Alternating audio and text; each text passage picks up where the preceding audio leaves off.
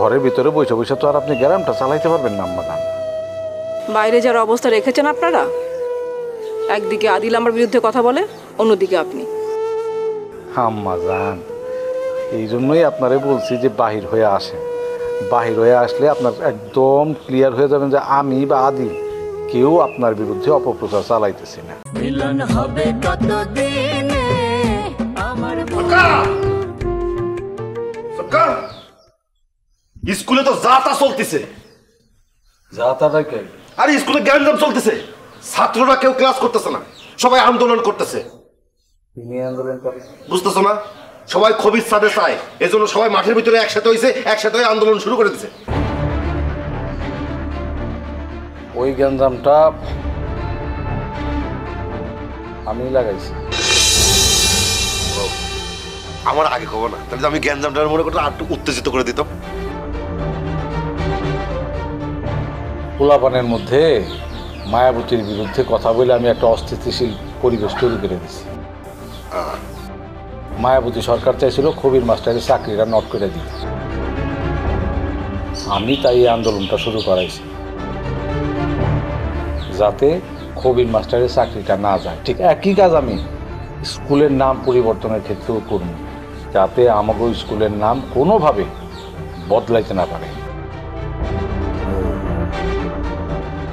আমার মাইয়াটা খালি অসুস্থ রে,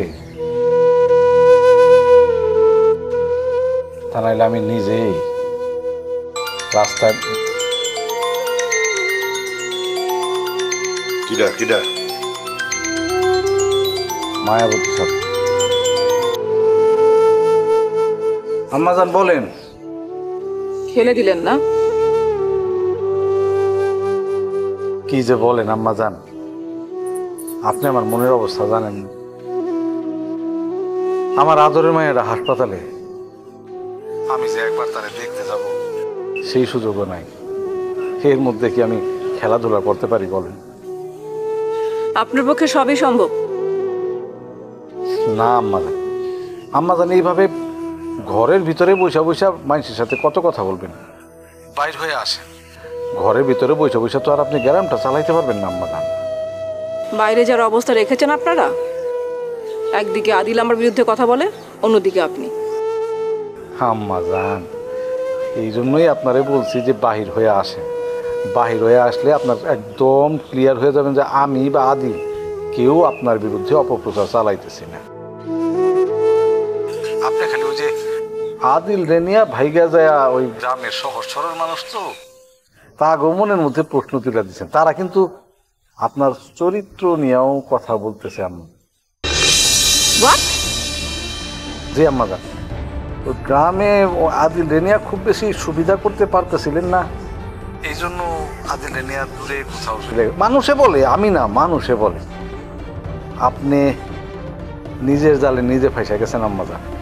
সেটা আপনি নিজেও বুঝতে পারতেছেন, শুধু স্বীকার করতেছেন না, এই আর কি। স্কুলের গ্যাঞ্জাম থামান।